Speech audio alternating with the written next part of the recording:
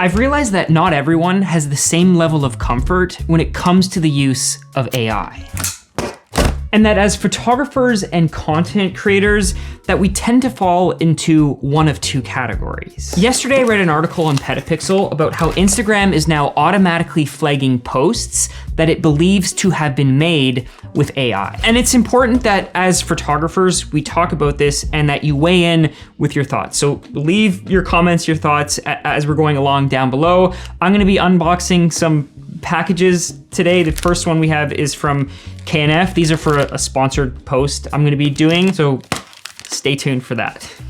The main point that they made in the article is that even if you use the smallest amount of generative fill inside of Photoshop or now Lightroom, if you don't know, Lightroom now has generative fill. So if you go into the Remove tab, you can toggle on the AI function. Is the same thing that you have in Photoshop with generative fill, except now you can do it inside of Lightroom. So it uses the Adobe Firefly Cloud integration. I think right now it just might be in early access, but eventually the idea is that you would use their credit system. But Instagram can't really identify the difference between like a small little, like I removed a speck of dust versus I completely altered the photo, which I think gets to the heart of the problem that I'm trying to identify. Or maybe not a problem, depending on how you see it, but we'll get there.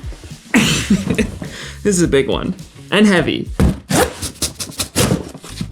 Now, I recently did a video where I was kind of in the field shooting outside of Osaka Castle, so I was in Japan, and I was kind of just talking through my whole thought process when taking a photo, like how I compose something, what I'm looking for, and in this reel that you're seeing is I was trying to decide whether or not it looked good to include a person. Now, typically when I'm shooting a photo, I'll shoot it multiple different ways. So I'll shoot it horizontal, I'll shoot it vertical. Oh my gosh, there's a lot in this box. And in this case, I got a comment that a lot of people thought it would look better if I didn't include a person. So the first time I shot it, it didn't have a person, but ultimately I decided because of this area being a very touristy area, because it was very busy, me including a person would be more authentic to the experience I was having while shooting that photo. Now, another thing, if you shoot landscapes, you know that including a person also helps add a sense of scale. But a lot of people made comments along the lines of, well, I think it would be better without the person. I think it would have been better if the subject didn't have an umbrella or had a more colorful umbrella, or you should have used AI and generative fill and Photoshop and Lightroom to change the person and make it look more aesthetically pleasing. So we have a package from Rode here, and there's basically two of everything. Okay, I gotta put this down. Rode Caster Duo. I don't know, what do you think? Should we start a podcast?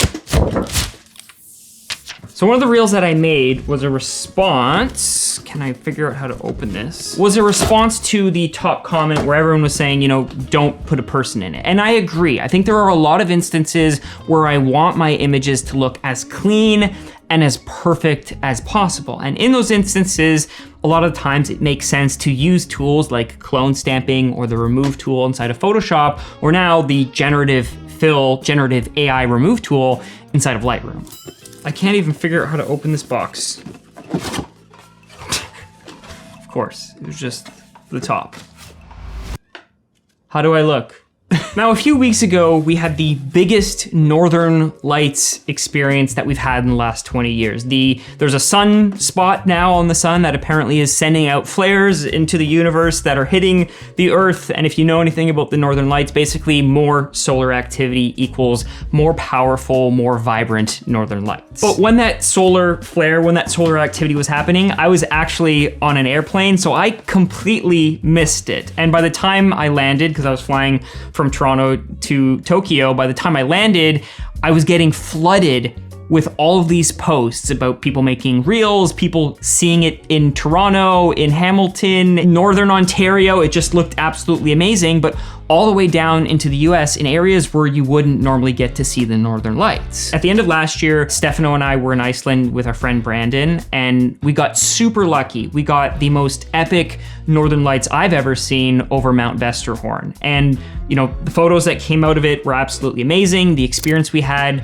was once in a lifetime. But I saw photos that were even better than that in locations that don't get northern lights. And so I was going through liking, and I liked this one photo, and I was like, wait a minute, that looks like almost too good to be true. My initial reaction was just like it and keep scrolling.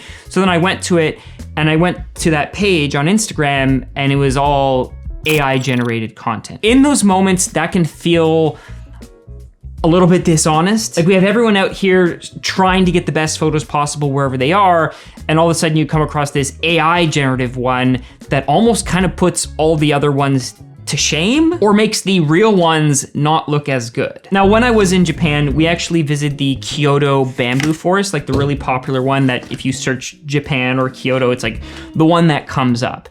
And we got there, so I was with John and we were traveling through Japan. I think it was probably like 7 days of us being in Japan. And so we were pretty tired, so we ended up getting there at like 8 a.m., which is not ideal because by the time you get there, there's just a ton of people. I'll be honest, these are a lot heavier than I thought. Like, I own the Rode NTG3, which I'm recording on now. But this guy is very hefty. So yeah, excited to try this. So by the time we get to the bamboo forest, there are already a lot of people there. There are tour groups, there are people just walking, taking photos, selfie sticks, you know, everything.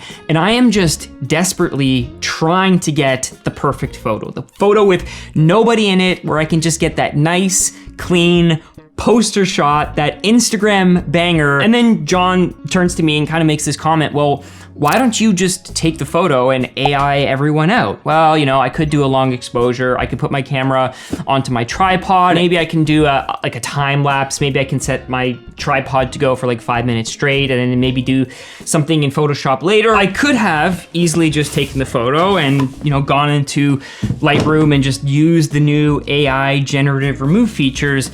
But a part of me feels like that's dishonest. A part of me is okay with it, but then another part of me feels like, I really just want to nail the photo inside of camera. I'm not gonna open this. There's too many parts. Caution, spring-loaded. Oh boy. We're gonna put that back and I'll let you use your imagination. There's the box cover. But even when we were in that situation where there was a ton of people around, I still, maybe it's my photographer ego, didn't really want to use clone stamping and generative fill. I just really wanted to get that photo inside of camera.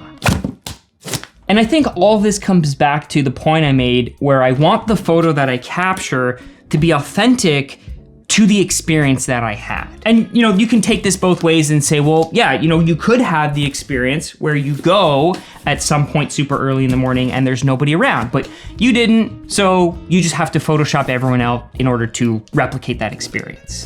Which brings me to another point that I think there is a lot of Instagramification of the photos that we capture. Now, recently I came across an Instagram reel by one of these like travel influencers where she was posting all the photos that she had captured and like how she had edited them. And one of the things that caught me off guard was just how much editing went into some of her photos. I'm not saying it's good or it's bad, but you know, the video had like 500,000 views or something like that.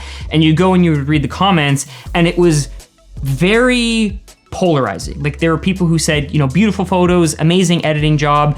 And then there was the other side of the audience who was like, well, why would you edit like that?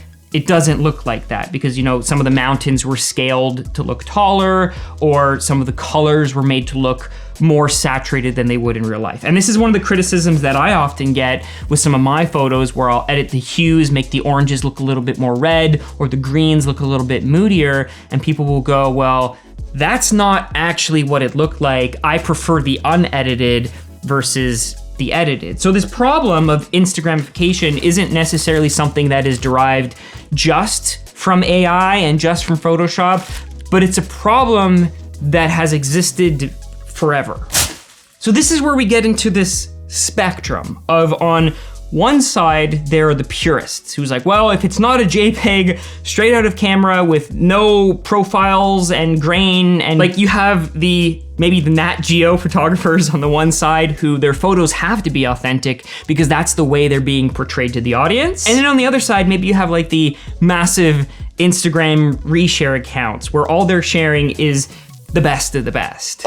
This is a B200 Coblite from Jayun. So we're gonna be testing this out. It is kind of cute. And I'll be honest, even I'm guilty of Instagramification, where like this photo that I shot in Monument Valley, or Will shot of me and I shot the same one of him, you know, the road lines weren't exactly how I wanted them to be. And I wanted to fix the crack in the road. So yeah, I used generative fill to do that. But then we go back to this whole thing of Instagram tagging these photos as created with AI. Is it fair that that photo gets tagged with AI, but then maybe the imaginary photo of the mountain in the Northern Lights also gets labeled with the same label? To both of those groups of photographers, to both of those content creators, what I would say is just don't hide it. If it's generated with AI and it's a fake image, label it as such. And maybe I just need to start adding AI, hey, I edited this person out of my photo, or I removed all of the garbage with AI. I don't know, I have lots of thoughts. But what type of content creator are you? I'm sorry, I had to give it a try. I had to know what it sounded like. Do you lean more toward the side of using AI for its most potential, or are you more skeptical and you use it sparingly? Let me know which type of content creator you are down in the comments, or maybe you're somewhere in the middle. And if you enjoyed this video, there is a good chance you might also enjoy this video. So check that out. And then when you're done, grab your camera, get outside, and ooh, that's a little squeaky. Go shoot photos.